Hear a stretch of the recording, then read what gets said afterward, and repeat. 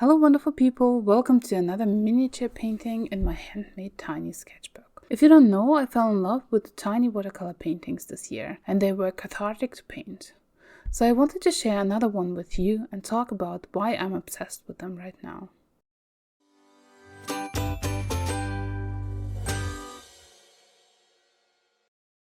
In case you are new here, I am Lana and I paint watercolors. What I paint can vary wildly between pets, animals, landscapes, botanicals, and very, very rarely people.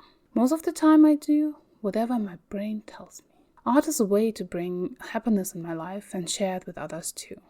That's why I love to paint pets from the community regularly, and I'm happy when you share photos with me, because OMG, they are adorable. This year I was very obsessed with miniature watercolor paintings. It all started this summer, when my friend gifted me the smallest palette I own right now. I have not reviewed it, but I used it on the go and also in the studio for the tiny paintings, and I love it.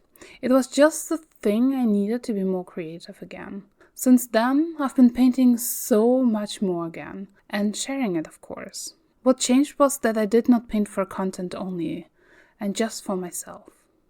Sure, I wanted eventually to review this palette, and it's still on my personal to-do list.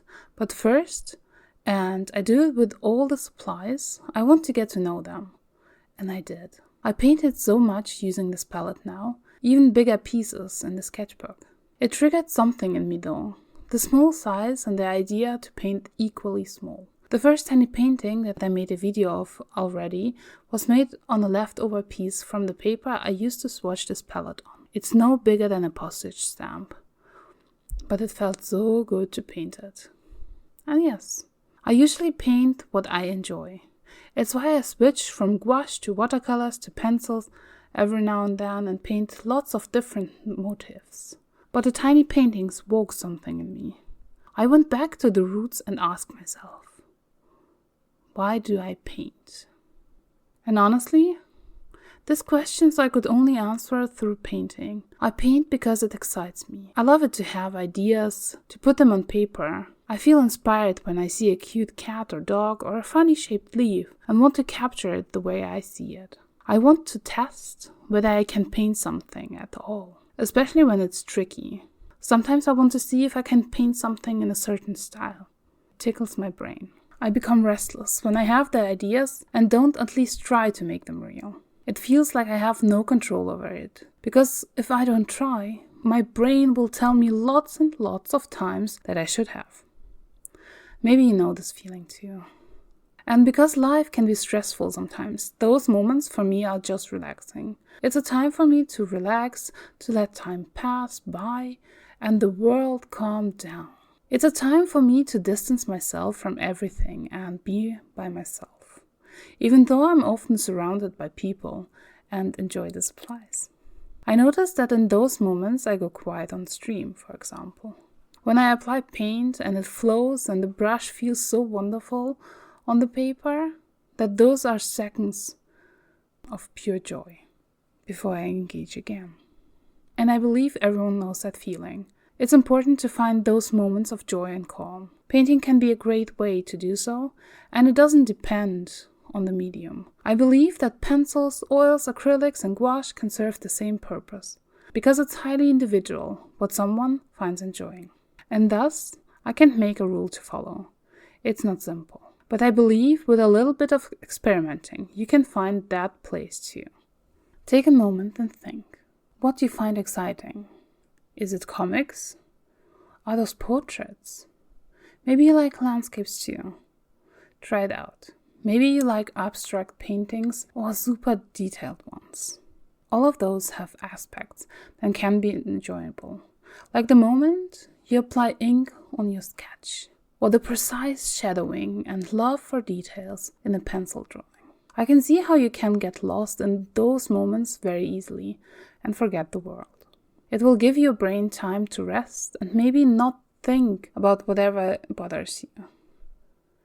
It's happening to me at least.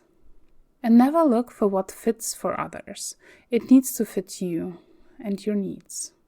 Remember, and this was really eye-opening to me, the style you enjoy to watch might even not be the style you enjoy to paint in. It can be totally different.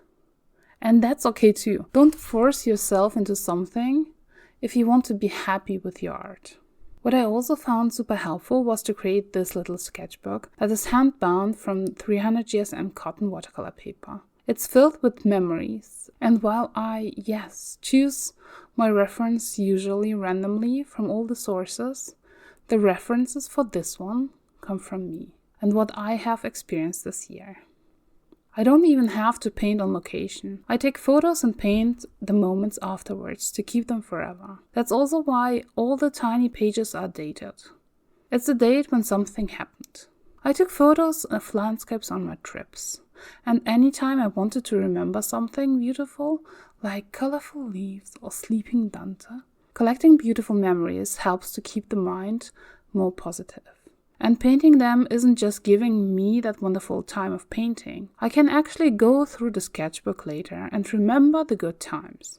It serves two purposes at the same time and helps me to consciously create positive moments. I feel it has helped me to rewire my brain a little bit to see the world more positive and be more mindful about beauty and good moments in life. Because there's always the thought at the back of my mind that I could paint that.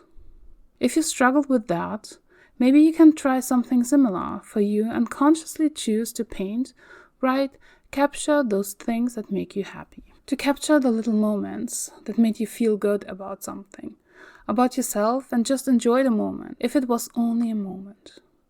The landscape I have painted there was one I'm seeing pretty often.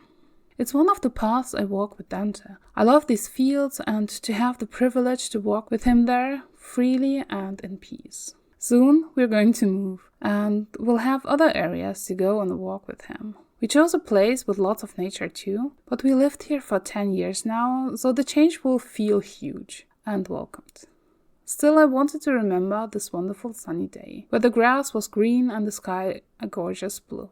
This little booklet, the tiny sketchbook of wonders and calm, is my personal collection of beautiful moments I collected this year. I have not painted all of them yet, but I will. And I'm determined to make it into a full collection of tiny sketchbooks, a little library, so to say, and wonderful moments, which I want to share with you through painting. I hope you enjoy these little moments with me too. Let me know whether you use art the same way and use it to collect moments. What was the best that happened to you this year? Have you painted it? Have a wonderful and creative day, everyone. And I hope to see you soon. Bye.